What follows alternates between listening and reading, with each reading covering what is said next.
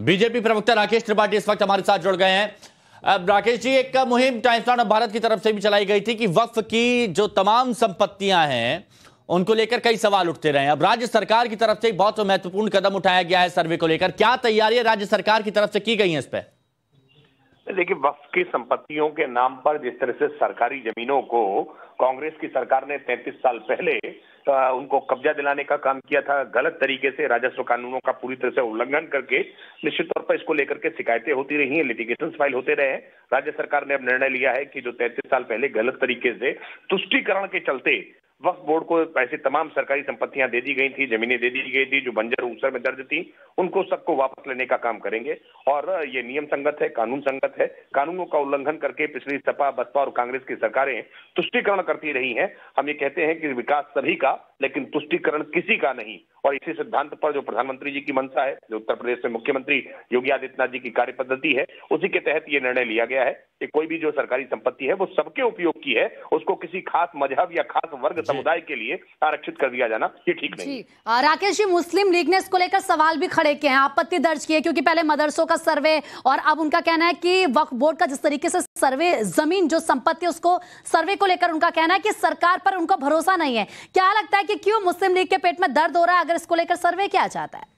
नहीं, देखिए, जो भी किया जा रहा है वो नियमों के साथ किया जा रहा है, कानूनों के सापेक्ष किया जा रहा है। जो राजस्व संहिता है पुरानी, उस राजस्व संहिता के आधार पर किया जा रहा है। ये गड़बड़ियां जो की गई थी, जो गलत किए गए थे सपा, बसपा और कांग्रेस के शासन में, विशेष तौर पर 7 अप्रैल 1989 को जो कांग्रेस की तत्कालीन सरकार ने उत्तर प्रदेश में इस तरह का एक मनमाने पूर्ण तरीके का तुष्टीकरण भरा निर्णय लिया था, उस निर्णय को हमने आज करने का काम किया है। देखिए, कालांतर में बहुत सारी ऐसी जो राकेश जी, कोई समय सीमा भी तय की गई है कि इतने वक्त तक ये होना चाहिए?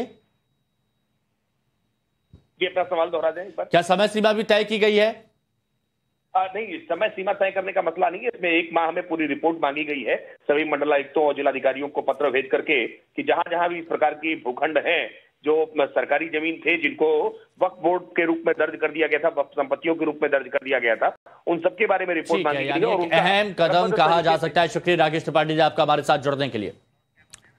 और हमारे सहयोगी आदर्श भी इस वक्त हमारे साथ जुड़ चुके हैं ज्यादा जानकारी के लिए। आदर्श, क्योंकि देखिए अभी राकेश जी भी ये कह रहे थे एक महीने का समय है जब ये रिपोर्ट देनी होगी, लेकिन अब ये बात जाहिर है कि सियासत भी गरमाने वाली है, लेकिन फिलहाल क्या कुछ अपडेट है वहां से, जरा ये बताएं।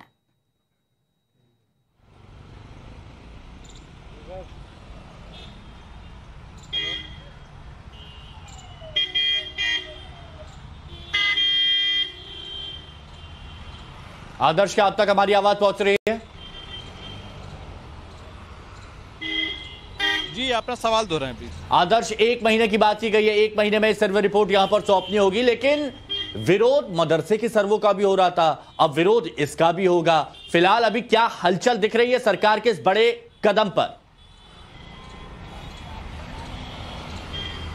देखिए, बिल्कुल यूपी में खासतौर पर अगर आप देखें तो योगी सरकार ने जितने भी फैसले लिए हैं उसका विरोध लाजमी है। अखिलेश यादव की बात करें, कांग्रेस की बात करें या फिर दूसरे राजनीतिक दलों की बात करें, लगातार विरोध किया ही जाता रहा है। और अगर हम इस फैसले की बात करें तो मदरसों के सर्वे के दौरान भी लगातार विरोध हुआ था, जो विरोध अभी तक चल रहा है। और वक्फ बोर्ड की संपत्तियों, वक्फ बोर्ड के कार्यकलापों का जो सर्वे हो रहा है उसको लेकर भी विरोध चल रहा है। हालांकि जो फैसला लिया गया है उसको लेकर अभी विपक्षी पार्टियां कुछ बोलने को तैयार नहीं है, लेकिन दबी जुबान में ये इतना ज़रूर कहा जा सकता है कि इसका जो विरोध है वो विधानसभा में भी देखने को मिल सकता है। आज का जो सत्र है विधानसभा का बेहद महत्वपूर्ण होने वाला है, क्योंकि अखिलेश यादव के साथ साथ दूसरे राजनीतिक जो दल हैं वो इस खबर के बाहर आने के बाद बहुत मुमकिन है कि आज विधानसभा के अंदर भी इस बात को उठाएं। अभी हमने ओम प्रकाश राजभर से, जो अखिलेश यादव के सहयोगी रहे हैं, उनसे बातचीत की तो उन्होंने ये कहा कि देखिए, सरकार का फैसला है, सरकार ने फैसला लिया है तो सोच समझकर फैसला लिया होगा। लेकिन इतना जरूर है कि जिस तरीके से केंद्र की तरफ से सभी राज्यों को निर्देश दिया गया है उसमें यूपी में सबसे पहले और सबसे तेजी